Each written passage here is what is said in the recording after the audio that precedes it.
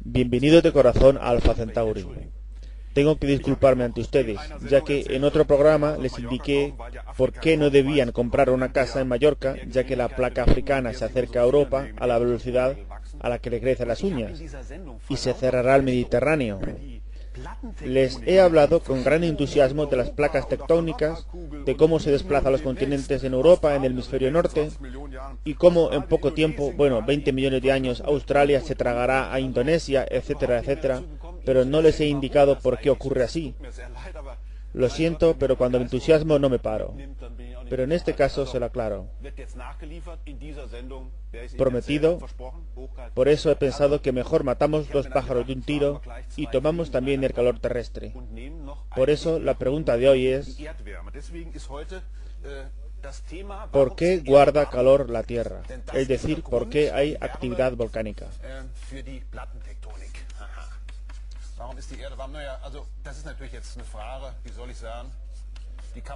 Este es el motivo para las placas tectónicas. Esta es una pregunta sencilla que se puede contestar muy rápidamente. En realidad no es cierto. Lo que no se puede contestar sencillamente es ¿por qué? Pero que está caliente, eso es muy fácil de contestar, lo sabe cualquiera.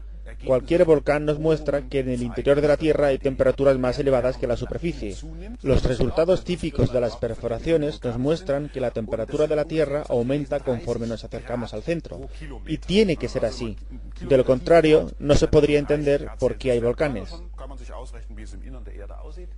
La temperatura aumenta unos 30 grados por kilómetro, o sea, al perforar 1 kilómetro la temperatura aumenta 30 grados. Nos podemos hacer una idea de cómo es el interior de la Tierra. ¿Hay algún cuerpo en el sistema solar que muestre una actividad volcánica parecida a la Tierra, ese calor de su interior? No. La Luna está prácticamente muerta desde el punto de vista geológico. Marte tampoco muestra actividad geológica alguna desde hace tiempo. Con esto quiero llegar a la idea de que no es en realidad fácil de comprender por qué está la Tierra todavía tan caliente, pues los cuerpos celestes citados, incluyendo la Tierra, tienen una edad de 4.500 millones de años, y eso es mucho tiempo. Se lo puedo afirmar, 4.500 millones de años no es ninguna bagatela. ¿Por qué queda todavía algo de calor después de 4.500 millones de años? Esa es la pregunta. Y en nuestro sistema solar solo conocemos actualmente con seguridad un objeto que muestre vulcanización, y es Io. Io es una luna de Júpiter, y es amasado a través de la gravitación de Júpiter, y por ello las rocas de Io se vuelven líquidas, y de vez en cuando lanzan al exterior a lava líquida. Se puede apreciar cómo surge el volcán y luego es lanzada la materia al exterior, pero no vamos a hablar ahora de Io, sino de la Tierra.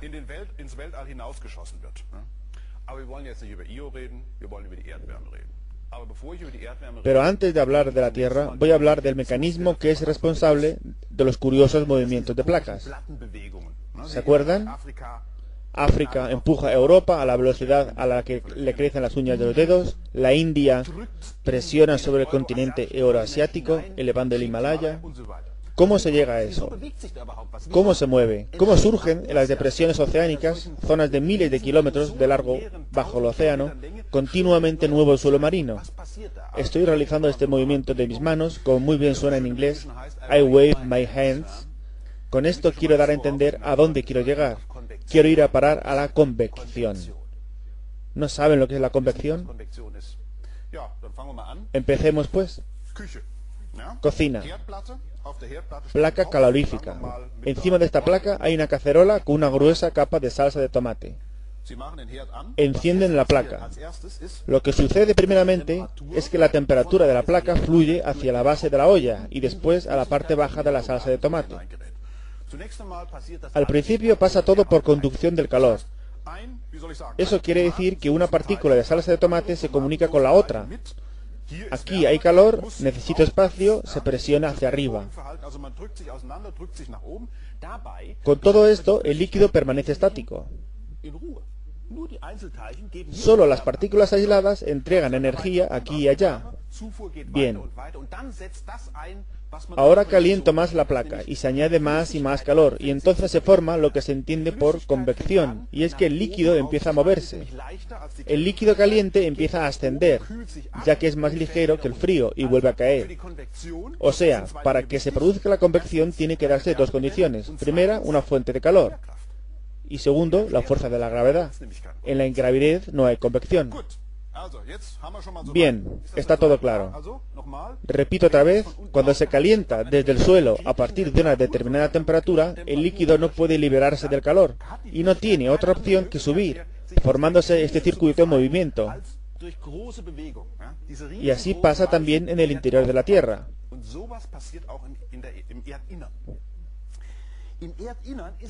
En el interior de la Tierra también hace mucho calor, como queda dicho, pero no de forma regular, sino que en el interior de la Tierra hay una temperatura en el núcleo de unos 6.000 grados aproximadamente. Por lo demás es sólido, compuesto de hierro y níquel, recubierto de un núcleo externo líquido. Entonces se encuentra el manto inferior y encima el manto superior. Algo más por encima se encuentra la corteza, de unos 70 kilómetros de grosor. Y la corteza es la capa que se mueve. La Tierra tiene un radio de unos 6.000 kilómetros, algo que hace que el calor se transporte hacia la parte superior, o sea, hacia la corteza, y la mueva. ¿Cómo sucede y de dónde viene realmente ese calor, responsable de que se impulse esta convección? No sé si se acordarán de algo que contamos hace tiempo, la dinamo. La Tierra tiene un campo magnético. Este campo magnético parece, todo lo que hemos aprendido lo indica, haber cambiado de polo muchas veces. Es decir, donde estaba el polo norte después, se puso el polo sur y viceversa. Es decir, hay un imán rígido. Naturalmente no se mueve la Tierra, sino que evidentemente el campo magnético se ha formado y desintegrado. Y tal dinamo que se necesita para mantener activo el campo magnético de la Tierra, igual que en el caso de la bicicleta, en la que la energía del movimiento se transforma en energía magnética, el dinamo de la Tierra necesita movimientos de convección. Es decir, cada vez que utilizan una brújula para orientarse, en donde ven dónde se encuentra el polo norte y sur magnético. Todo esto es la prueba de que hay movimientos de material en el interior de la Tierra. Esta dinamo también es responsable de la aurora polar, ese fenómeno por el cual cerca del polo norte y sur se produce una iluminación provocada por las partículas cargadas eléctricamente, el plasma, que vienen del Sol, que se encuentra con el campo magnético y son desviadas hacia los polos. Todo esto no son sino pruebas de lo que ocurre en el interior de la Tierra. Me he desviado un poco del tema, he prometido no desviarme del tema, pero ve lo difícil que resulta. Volviendo al tema, ¿de dónde viene el calor terrestre? ¿De dónde viene? ¿Cómo debo explicarlo? Viene de los comienzos. La Tierra se formó hace unos 4.500 millones de años como resultado del choque de rocas enormes. Los planetesimales, con un tamaño de entre 10 y 100 kilómetros, que chocaron entre sí. Estos impactos causaron el que provocara energía cinética que a su vez derivó en calor. Estos choques provocaron que la temperatura aumentara constantemente. Tardó mucho tiempo hasta que la Tierra tuviera la suficiente masa para atraer rocas cada vez mayores, y el planeta no paró de crecer. Bien. Ahora es difícil de explicar. ¿Cómo debo aclararlo? Se forma una esfera, y en esa esfera hay diversos elementos pesados que se forman en grandes estrellas, principalmente en aquellas que explotan como supernovas, como uranio o torio, pues su desintegración en plomo es corresponsable de que nuestra Tierra esté todavía hoy tan caliente.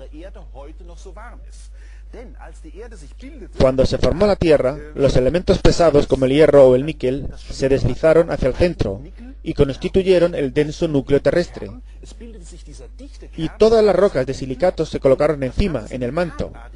Aquí se depositaron los elementos uranio, torio, etc. O sea, elementos radiactivos que se encargaron de que el manto permaneciera líquido. Por otro lado, por la compresión de los materiales en el interior de la Tierra también se liberó energía gravitatoria, es decir, se calentó otra vez. Repetimos, por un lado la energía gravitatoria causada por el encogimiento de la Tierra, tenemos el calentamiento por los elementos radiactivos. Todo esto llevó consigo que la Tierra haya permanecido caliente hasta hoy. Hasta aquí todo bien, pero todavía no hemos explicado por qué en la zona superior la litosfera se mueve las placas. ¿Por qué no sale simplemente el calor? Hay algo más para la reflexión. Hay arriba otra forma de transmisión del calor. ¿Existe solo este enorme circuito convectivo en la Tierra o tenemos también ruedas que tornean una sobre otra? Imagínense que este es el centro y tenemos estas zonas convectivas sobre el núcleo que ya sabemos que es sólido. En el manto tenemos un gran transportador de energía de abajo a arriba. Arriba se enfría, pero no es de tal forma que el calor de arriba venga del centro, no es así. Por las diferentes capacidades de absorción calorífica de los diferentes materiales, dicho con otras palabras, la corteza terrestre conduce peor el calor que las capas fluidas, pues la corteza es sólida. Como ven, es muy difícil. En la historia de la Tierra, en algún momento tiene que haberse solidificado esta capa superior. Un colega me ha indicado que todavía hace 600 o 700 millones de años la corteza terrestre tenía una temperatura muy superior a la actual, del orden quizá de 60 a 70 grados. Esto es solo como añadidura. Pero en algún momento la corteza tiene que haberse solidificado. Esta parte sólida tiene un problema con el calor que viene del interior. Se forman estos enormes circuitos convectivos de abajo arriba y en las últimas capas se forman pequeños circuitos convectivos que trasladan igualmente el material hacia arriba. Son como rodillos que se encadenan y arriba no se escapa el calor, o sea, hay atasco calorífico.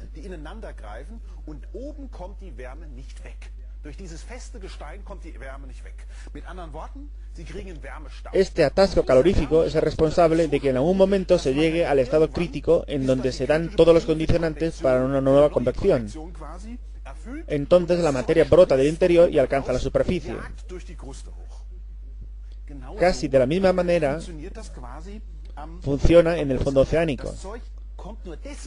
El material sale alguna vez fuera porque se calienta constantemente y como no hay posibilidad de transportar este calor hacia la superficie, la materia tiene forzosamente que salir del interior. Ahora sabemos finalmente cómo se ha formado desde hace por lo menos 2000 millones de años un supercontinente. Se ha deshecho y vuelto a formar, vuelto a deshacer, etcétera, etcétera. Los comienzos de la Tierra fueron excepcionalmente cálidos. Hubo un montón de impactos, materiales radiactivos formados en supernovas que todavía hoy calientan la Tierra, y todo ello funciona de forma parecida como en la cocina, cuando se calienta salsa de tomate. El material brota porque no le queda otra opción. Es una crisis. La tectónica de placas es un indicio de una crisis en el interior del planeta. Y afortunadamente este planeta se ha convertido en un precioso diamante azul. Como ven, es extraordinariamente interesante escuchar lo que dicen los astronautas cuando sobrevuelan este bonito diamante azul. El astronauta polaco Władysław Falakowski, por ejemplo, dijo: "De repente se estableció la ingravidez y me sentí como si estuviera en una burbuja de jabón. En mi nave espacial era un niño de la madre tierra".